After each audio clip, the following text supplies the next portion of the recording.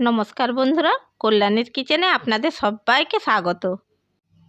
আজকে আমি আপনাদের সঙ্গে শেয়ার করতে চলেছি আলু ভুজিয়া রেসিপি। বন্ধুরা, মুচমুচে কুড়মুড়ে ভীষণই টেস্টি এই আলু ভুজিয়া বানানো কিন্তু খুবই সহজ। আর বন্ধুরা, চা বা কফির সাথে খেতে এই আলু ভুজিয়াটা কিন্তু দারুণ লাগে। আর এই আলু ভুজিয়াটা বানাতে খুব বেশি সময়ও লাগে না। আর এটা কিন্তু একেবারে দোকানের মতো মুচমুচে কুড়মুড়ে হয়। বন্ধুরা, আমি এই আলু ভুজিয়াকে কিন্তু সেদ্ধ আলু দিয়ে বানাবো। তাহলে বন্ধুরা, আর কথা না বাড়িয়ে কিভাবে মুচমুচে কুড়মুড়ে সেদ্ধ আলু দিয়ে আলু ভুজিয়া বানানো যায় সেটা শুরু করা যাক। আলুর ভুজিয়া বানানোর জন্য আমি সবার প্রথমে নিয়ে নিয়েছি 1 বাটি বেসন। ওজনের হিসেবে এটা 200 গ্রাম। এবার আমি এই বেসনকে একটা ছাঁকনির মধ্যে নিয়ে নিচ্ছি। বেসনটাকে একটু চেলে নেব। দেখুন বন্ধুরা, বেসনকে আমি চেলে নিয়েছি। এবার এর মধ্যে দিয়ে দিচ্ছি পরিমাণ মতো লবণ, দিয়ে দিচ্ছি হাফ টিস্পুন জোয়ান, এরপর দিয়ে দিচ্ছি হাফ টিস্পুন গোলমরিচের গুঁড়ো, আর দিয়ে দিচ্ছি 1 টিস্পুন আমচুর পাউডার।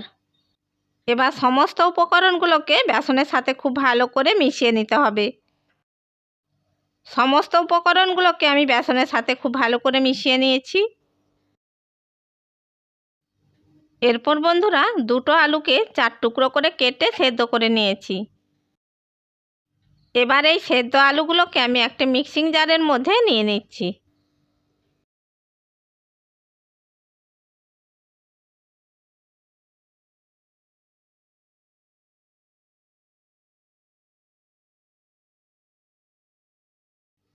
দুটো আলুকে মিক্সিং জারের মধ্যে নিয়ে নিয়েছি। এবার এটার ভালো করে একটা পেস্ট বানিয়ে নেব। দেখুন বন্ধুরা, সেদ্ধ আলু দুটোর পেস্ট খুব ভালো করে বানিয়ে নিয়েছি। একদম পেস্টটা ক্রিমের মতন হয়ে গেছে দেখুন। এরপর এই আলুর পেস্টটাকে আমি বেসনের মধ্যে নিয়ে নেব।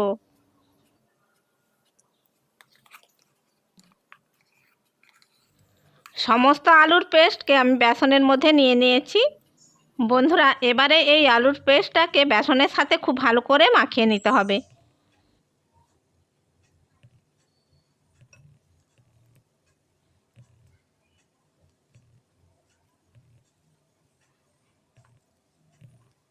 আলুর পেস্টটাকে বেসনের সাথে মাখিয়ে নিয়েছি। এরপর অল্প অল্প করে জল দিয়ে একটা ব্যাটার তৈরি করে নেব।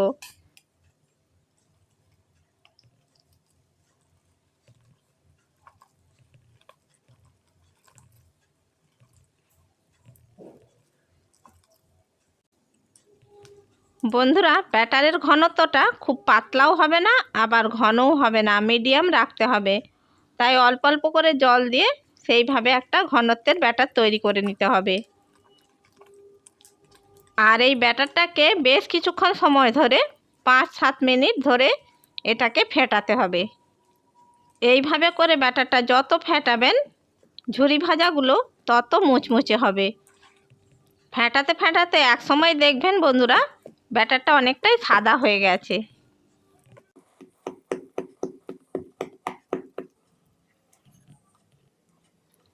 ফেটাতে ফেটাতে দেখুন বন্ধুরা, ব্যাটারটার কালার অনেকটাই চেঞ্জ হয়ে গেছে। আর ব্যাটারটা কত সুন্দর স্মুথ হয়ে গেছে দেখুন। এরপর আমি এই ব্যাটারটাকে একটা পাইপিং ব্যাগের মধ্যে ভরে নেব। এরপর বন্ধুরা, আমি এই রকম একটা পাইপিং ব্যাগ নিয়েছি। এবার এই পাইপিং ব্যাগের মধ্যে আমি ব্যাটারটা ভরে নেব। এখন আমি পাইপিং ব্যাগটাকে গ্লাসের মধ্যে এইভাবে ঢুকিয়ে নিয়েছি।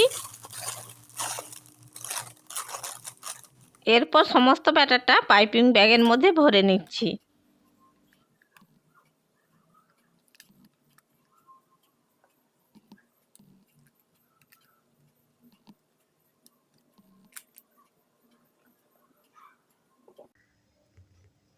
দেখুন বন্ধুরা, সমস্ত ব্যাটারটা আমি পাইপিং ব্যাগের মধ্যে ভরে নিয়েছি। এবার এর মুখটা ছোট্ট করে একটু কেটে নিচ্ছি। বন্ধুরা, পাইপিং ব্যাগের মুখটা যদি সরু করে কাটা হয় তাহলে ঝুরি ভাজাগুলো সরু সরু হবে। এবার আমি গ্যাসের ওপর কড়াই বসিয়ে দিয়েছি, আর এর মধ্যে দিয়ে দিয়েছি বেশ কিছুটা সাদা তেল। তেল হালকা গরম হয়ে গেছে। এবার আমি এই ভুজিয়াগুলো বানিয়ে নেব। এরপর বন্ধুরা তেলের মধ্যে ঝুরিগুলো এইভাবে করে আমি ছেড়ে দিচ্ছি। আর এই ঝুরিগুলো ভাজার সময় গ্যাসের ফ্লেমটা মিডিয়াম টু লোতে রাখতে হবে। এই আলুর ভুজিয়া কিন্তু ভাজতে বেশি সময় লাগে না, 2 থেকে 3 মিনিটের মধ্যে এগুলো ভাজা হয়ে যায়। ভুজিয়ার এক পিঠ হালকা লালচে কালার এসে গেছে, এটাকে অন্য পিঠে উল্টে দিচ্ছি। উল্টে দেওয়ার পর এটাকে আরও মিনিট খানেক ভেজে নেব। দেখুন বন্ধুরা, ভুজিয়াটা লালচে কালার এসে গেছে। এবার এটাকে প্লেটের মধ্যে তুলে নিচ্ছি।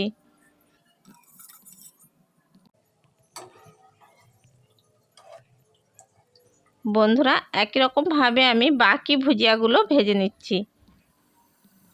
একইভাবে তেলের মধ্যে এইভাবে ভুজিয়াগুলোকে ছেড়ে দিতে হবে। তারপর 2 থেকে 3 মিনিট এইভাবে একটু ভেজে নিতে হবে।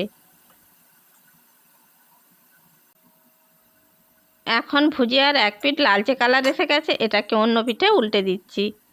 উল্টে দেওয়ার পর মিনিট খানেক আরও ভেজে নিতে হবে। দেখুন বন্ধুরা, ভুজিয়াটা আমাদের ভাজা হয়ে গেছে। এটাকেও আমি তেল থেকে ছেঁকে তুলে নিচ্ছি। একই রকমভাবে আমি বাকি ভুজিয়াগুলোও ভেজে নিচ্ছি।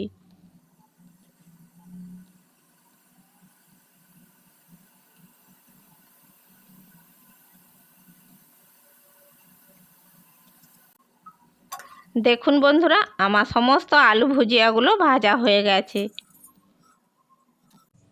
এবার আমি ওই তেলের মধ্যে একটু চিনেবাদাম ভেজে নিচ্ছি। বন্ধুরা, এই ভুজিয়ার সঙ্গে যদি একটু চিনেবাদাম দেওয়া হয় খেতে খুব ভালো লাগে। চিনেবাদামগুলো ভাজা হয়ে গেছে। এবার আমি একটি বাটির মধ্যে এটাকে তুলে নিচ্ছি।